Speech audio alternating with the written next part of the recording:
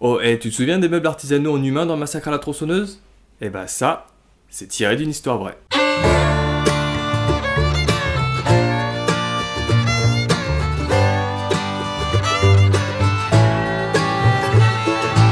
Alors attention, il y a plusieurs massacres à la tronçonneuse, aussi bien des remakes que des suites, mais celui qui va m'intéresser aujourd'hui c'est le tout premier, sorti en 1974. D'abord par le personnage de Leatherface qui était réellement inspiré par un tueur en série, mais également par le ton du film et sa critique des États-Unis. En même temps, quand est-ce qu'on ne critique pas les États-Unis? Si tu ne te souviens pas, Massacre à la tronçonneuse c'est l'histoire de 5 amis qui traversent le Texas. Mais ils font la rencontre d'habitants un petit peu hostiles qui tuent des gens, les découpent, les empalent, les foutent dans des frigos et profanent des tombes. Ambiance. Mais une idée comme ça ne peut pas venir seulement du cerveau malade d'un scénariste qui utilise l'écriture de façon cathartique parce qu'au fond de lui, il a envie de faire tout ça. Non, c'est pire que ça. Le personnage de Leatherface, donc le grand mec qui met des peaux de monsieur madame sur le visage, a été réellement inspiré par un tueur dont le kiff était de profaner des tombes et de faire mémuse avec la peau de ses victimes. Après, je suis sûr qu'une peau de vente bien tendue, ça fait un magnifique abat-jour. Et en plus, c'est totalement écolo. Et donc, le personnage est inspiré d'Edward Gain, qui a su montrer tous ses talents de décorateur d'intérieur. Mais pour comprendre le personnage, on va remonter dans son enfance, au début du XXe siècle, dans l'état du Wisconsin.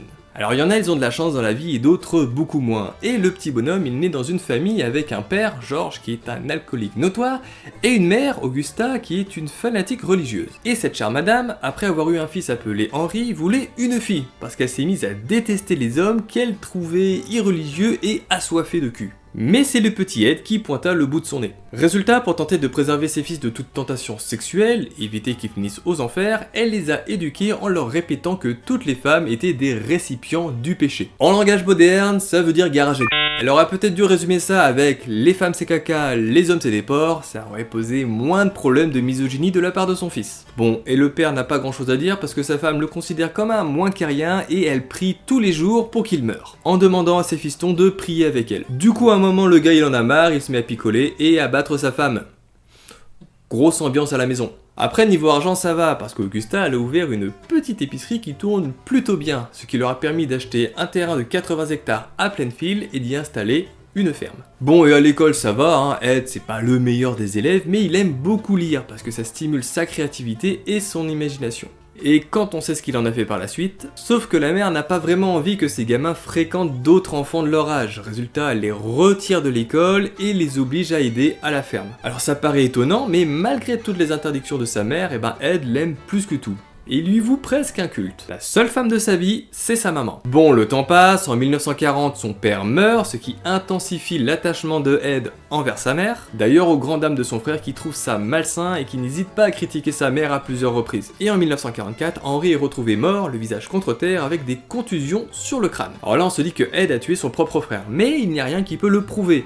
Et surtout, le médecin légiste a affirmé que Henry était mort d'asphyxie, suite à un feu qui s'était déclenché dans la ferme. Du coup, on a un sacré mystère. Mais la vie d'Edward va basculer en 1945, quand sa maman chérie décède. Et pour la première fois de sa vie, Ed est tout seul. Il se met à vivre cloîtré chez lui, il a fermé les pièces que sa mère utilisait le plus et vit seulement dans la cuisine et une chambre à côté. Du coup, il sombre dans la psychose, se met à lire des ouvrages sur des rites mortuaires, des journaux sur les nazis, des magazines porno et des livres sur l'anatomie. Il essaye de faire son éducation comme il peut. Le temps passe, plusieurs disparitions se font remarquer du côté de Plainfield, mais c'est en 1957, avec celle de Berenice Warden, que la vérité éclate. Après enquête, la police se rend chez Ed Gain et découvre qu'il s'est trouvé une nouvelle passion, à savoir confectionner des meubles, des vêtements et de la décoration avec tout ce que l'humain peut donner, à savoir de la peau et des os. Donc pendant leur fouille, la police trouve un bol en crâne, des abat-jours, des masques, un fauteuil en peau et autres joyeusetés, ainsi que le corps pendu, décapité et éventré de Berenice Warden. Bon, on a aussi la tête d'une femme qui avait disparu 3 ans auparavant, un cœur qui a été mis dans un sachet et plein de petits morceaux de femmes dont on ignore l'origine. Mais l'élément le plus perturbant est probablement un costume de femme. Et dans la tête d'Ed Gain, un costume de femme, c'est une combinaison en peau avec poitrine et wachacha. Je vous rappelle que le gars vouait un culte à sa mère, donc ça peut être aussi un culte sexuel. Le procès d'Ed Gain s'ouvre. Il est d'abord déclaré irresponsable car aliéné pour finalement être accusé du meurtre de 2 femmes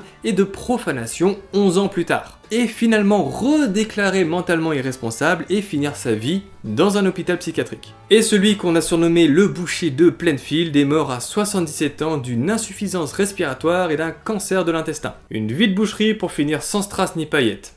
Décevant. Et pourtant, son histoire a inspiré de nombreux réalisateurs, à commencer par Alfred Hitchcock pour son Psychose de 1960. Surtout pour le côté culte envers sa maman, je pense. Mais également Tobe Hooper, qui a créé le personnage de Leatherface pour son film Massacre à la tronçonneuse, qui lui-même était quand même inspiré de Psychose, du coup il y a tout qui se recoupe. Mais on va surtout voir ensemble les éléments de l'histoire d'Ed Gein qu'on retrouve dans Massacre à la tronçonneuse. Et on va commencer par l'environnement. Alors ok, l'histoire d'Ed Gein se déroule dans l'état du Wisconsin, alors que le film se passe dans le Texas. Mais le point commun, c'est la ferme. Dans le film, la famille vit dans une vieille bicoque abandonnée au milieu de la campagne, histoire de donner un petit peu de glauque à l'ambiance. Et avec le décor qu'on peut voir, on peut imaginer quelque chose de très similaire chez Ed Gein. Et tout comme dans la véritable histoire, on peut voir du mobilier, de la décoration qui sont faits avec des os, de la peau, de la matière première humaine. Mais pareil, il n'y a rien qui dit que tout ce qu'ils ont récupéré provient de victimes qu'ils auraient kidnappées puis assassinées. Au tout début du film, on entend une voix à la radio qui raconte que des profanateurs de sépultures sévissent dans la région. Région très peu fréquentée, ceci dit. Du coup, pour se faire une aussi jolie collection d'ameublement, pas étonnant que la famille ait été obligée d'ouvrir quelques tombes. Peut-être que les gars n'ont pas tué tant de personnes que ça. Après, c'est surtout parce que j'ai pas envie d'imaginer ce qu'ils auraient pu faire réellement avec les corps. Mais on va s'intéresser un petit peu plus près à cette famille un petit peu spéciale. Dans le premier film, ils n'ont pas de nom. On a juste le cuisinier, l'autostoppeur, le grand-père et même le surnom Leatherface n'apparaît pas. Dans les opus suivants, on apprend en réalité que les 3 hommes sont frères et que leurs noms sont Drayton, Nubin et Booba. Et il existe aussi plein d'autres membres qu'on rencontre pendant toute la saga. Mais pour revenir à ce premier opus, d'une certaine manière, on pourrait dire que les membres de la famille Sawyer sont les différents pans de la personnalité d'Ed Gein.